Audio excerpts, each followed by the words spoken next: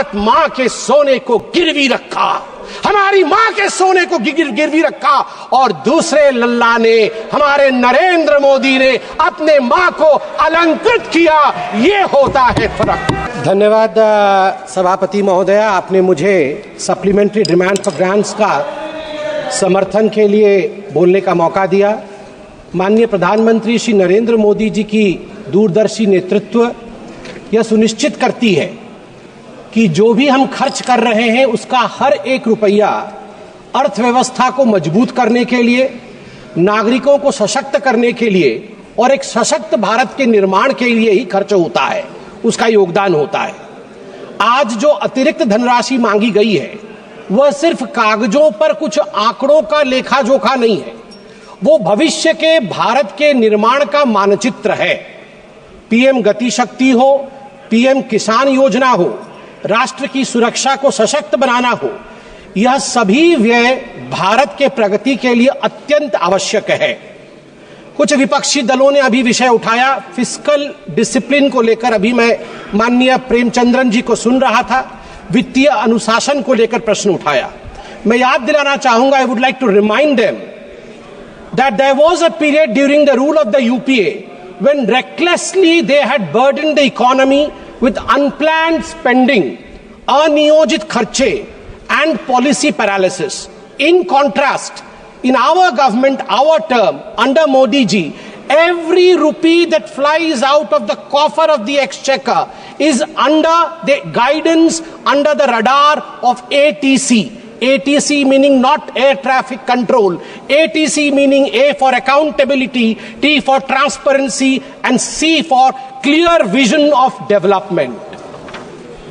During the UPA regime, सभापति महोदया, 2004 से 2014 के दौरान आपको जान के आश्चर्य होगा, 94,060 करोड़ रुपए की बजट राशि, जो कि लगभग 14 विभाग, सामाजिक विभाग और ग्रामीण विकास मंत्रालयों से संबंधित थी, वह खर्च नहीं हो पाई थी 10 वर्षों में। यह बजट का लगभग 6.4% हिस्सा उस समय खर्च नहीं कर पाई थी यूपीए की सरकार। मैं कृषि क्षेत्र का उदाहरण एक देता हूं। 2013-14 में कृषि का बजट यूपीए के समय में 27,663 करोड़ था। अब वह 5 गुना बढ़ करके 1,37,756 करोड़ हुआ है। फर्टिलाइजर की जो उर्वरक की जो सब्सिडी है वह भी 5 गुना बढ़ा है। अभी हाल फिलहाल में बिहार के भागलपुर से 19वां प्रधानमंत्री किसान सम्मान निधि में लगभग 10 करोड़ किसानों के लिए 22,000 करोड़ रुपए प्रधानमंत्री जी ने रिलीज किया। मैं याद दिलाना चाहूंगा कि एक उस समय की कहानी थी जिस समय कर्ज माफी की बात कांग्रेस पार्टी करती थी। एक मंत्री थे, उनके ट्रेजरी बेंच में उस समय बैठते थे, मैं उनका नाम नहीं लूंगा, बहुत बड़े मंत्री थे। उन्होंने आईटी एग्जेम्पशन के लिए, इनकम टैक्स एग्जेम्पशन के लिए, मैं कृषक हूं और मैं कृषि से भी अर्न करता हूं, 60 करोड़ रुपए का गोभी गमले में उगाया था। गमले में 7 करोड़ रुपए की गोभी उगी थी। सोचिए कैसे 7 करोड़ रुपए की गोभी उग सकती है गमले में, ये मुझे नहीं पता है। अब मैं 2 छोटे छोटे विषय हैं मगर बहुत मन के अंदर कहीं ना कहीं एक इम्प्रिंट छोड़ेगा। मैं उदाहरण देता हूं। गौरव गोगोई जी बैठे हुए हैं। गौरव गोगोई जी ने आज गोल्ड मोनेटाइजेशन के ऊपर बात की। मैं 2 हेडलाइंस लेके आया हूं। पहला हेडलाइन है इंडियन एक्सप्रेस का मुंबई से जो छपा था जुलाई 8, 1991 का हेडलाइन है और ये लिखा है शंकर अय्यर ने। हर कोई इसे सुने और पढ़े भी। Secret sale of gold by the Reserve Bank of India, 21,000 kg of metal airlifted to coded destination. एक समय था 1991 में राजीव गांधी ने और कांग्रेस पार्टी ने चंद्रशेखर जी की सरकार से हाथ खींच लिया था। उस समय लिक्विडिटी की अभाव थी, देश में एक त्राहिमाम की सिचुएशन बनी थी अर्थनीति में, और उस समय पहली बार हिंदुस्तान के ऊपर वो त्रासदी आई थी कि देश के सोना को 67 टन ऑफ गोल्ड इसको गिरवी रखा पड़ा था। और शंकर अय्यर जी कहते हैं कि मैं मुंबई के एयरपोर्ट में देख रहा था, चुपके गाड़ियां आ रही थी आरबीआई की और हिंदुस्तान के सोने को एयर इंडिया के एयर बस में लोड किया जा रहा था, हिंदुस्तान के बाहर भेजा जा रहा था। आप सोच के देखिए। और दूसरा हेडलाइन सभापति महोदया मैं पढ़ना चाहूंगा 31 मई 2024 का, RBI brings back home 100 tons of gold from United Kingdom. Narendra Modi ji के नेतृत्व में 1 लाख केजी सोना, 1 लाख केजी सोना बाहर से 2024 मई को हिंदुस्तान वापस आता है।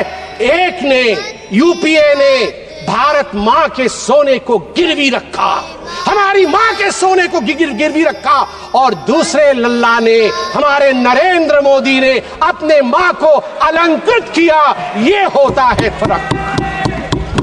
मैडम सभापति महोदया, मैं एक छोटा सा उदाहरण देके अपने विषय को समाप्ति की ओर ले जाऊंगा। मैं एक और उदाहरण देता हूं। पूरे इस सप्लीमेंट्री ग्रांट में power grid corporation of India limited PGCIL के लिए अधिक व्यय की मांग की गई है, मिनिस्ट्री ऑफ पावर के अंतर्गत आता है। मैं एक हेडलाइन पढ़ता हूं, जुलाई 31, 2012 का 3 ग्रिड, मुझे याद है अभी निर्मला सीतारमण जी आएंगी। निर्मला सीतारमण जी उस समय प्रवक्ता थी, पार्टी की, बैठी हुई थी एक चैनल के डिबेट में। अचानक अंधकार हो गया, डिबेट बीच में बंद हो गया और 22 राज्य में अंधकार हो गए थे, क्योंकि 30 और 31 जुलाई 2012 को नॉर्दर्न ग्रिड, ईस्टर्न ग्रिड और नॉर्थ ईस्ट ग्रिड, तीनों ग्रिड फेल हो गए। 700 million people were plunged into darkness. 9% of the world population were plunged into darkness. TMC के लोग बैठे नहीं हैं। 200 मजदूर एक माइन के अंदर बंद हो गए। न जाने कितने लोगों ने जो वेंटिलेटर पे थे, उनकी जान उनको गंवानी पड़ी थी। और आज दूसरा हेडलाइन में पढ़ता हूं टाइम्स ऑफ इंडिया का, जून 3, 2024, India's come a long way since 2012. Outage, world's largest, even 250 gigawatt isn't a problem for India now. मई 30, 2024 को अचानक भारत की जो पावर की रिक्वायरमेंट थी वो सारी रिकॉर्ड तोड़ देती है। 250 गीगावाट हो जाता है भारत की पावर की आवश्यकता, मगर हमारा ग्रिड टूटता नहीं है, फेल नहीं होता है। World's largest unified power grid, ये हमारे नरेंद्र मोदी जी ने देश को बना करके दिया है, इसलिए मैं इसका समर्थन करता हूं। अंत में, आज मणिपुर के विषय में बहुत कुछ बोला गया है। मैं बहुत दुख के साथ कहना पड़ता है मुझे कि यहां कहीं ना कहीं जहां एक एकता दिखना चाहिए, उस एकता की कमी है। मैं कुछ आंकड़े रखना चाहूंगा और ऑपोजिशन के हमारे सदस्य, उनका अधिकार है कि वो इन आंकड़ों को मांगे और जाने भी, क्योंकि ये देश हम सबका है। इंटरनली डिस्प्लेस्ड पीपल, आईडीपी जिसको कहा जाता है, उनके लिए यहां प्रश्न उठना भी चाहिए। उनके लिए क्या किया गया? In response, the government has implemented a series of measures aimed at providing immediate relief, long-term rehabilitation, and economic stability for the internally displaced persons, IDPs. These initiatives are housing assistance first, prefabricated housing for 3,000 families to provide immediate shelter, 2,660 houses completed, 2,520 houses occupied, 340 houses will be completed by the end of the month. Financial aid of 1,000 rupees has been provided on 5 separate occasions, amounting to a total of 30 crore. An additional 27 crore has been released to support the housing reconstruction efforts in Manipur for those who are internally displaced.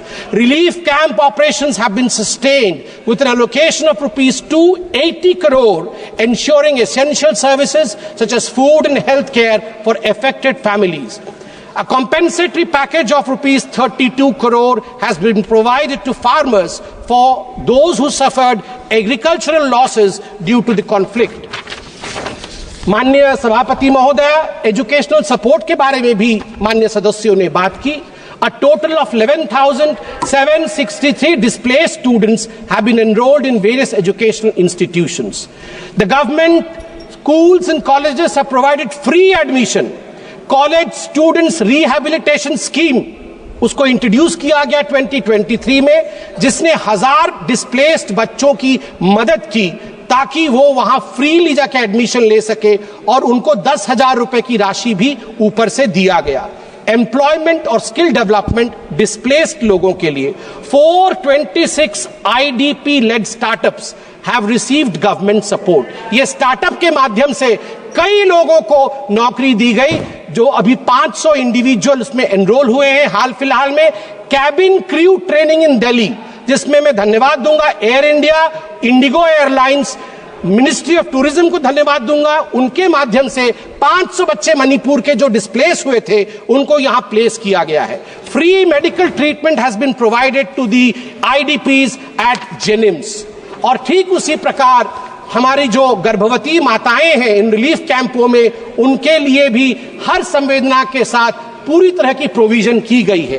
अंत में महोदया, मैं बस अपने भाषण के अंत में यही कहना चाहूंगा कि हमारे राहुल जी ने थोड़े दिन पहले, कल ही उन्होंने कहा कि वोटर लिस्ट में गड़बड़ी है. अभी अरविंद सावंत जी भी बोल रहे थे कि वोटर लिस्ट में गड़बड़ी. वोटर लिस्ट में गड़बड़ी नहीं है, आपके डेवलपमेंट लिस्ट में गड़बड़ी थी. आपके डेवलपमेंट लिस्ट में गड़बड़ी थी, वोटर लिस्ट में गड़बड़ी नहीं है. अभी हमने बताया आपको, अगर वैसा डेवलपमेंट आपने किया होता तो आज आप वहां नहीं बैठे होते. दूसरी बात, ये कांग्रेस पार्टी कहती है कि रोहित शर्मा अनफिट है. रोहित शर्मा अनफिट नहीं है, राहुल गांधी अनफिट है. और मैं बता दूं, नरेंद्र मोदी जी के कप्तानी में ही आप देखिएगा भारत विश्व का चैंपियनशिप ट्रॉफी जीतेगी. भारत माता की जय. जय जगन्नाथ. माननीय सदस्य श्री अमर काले जी.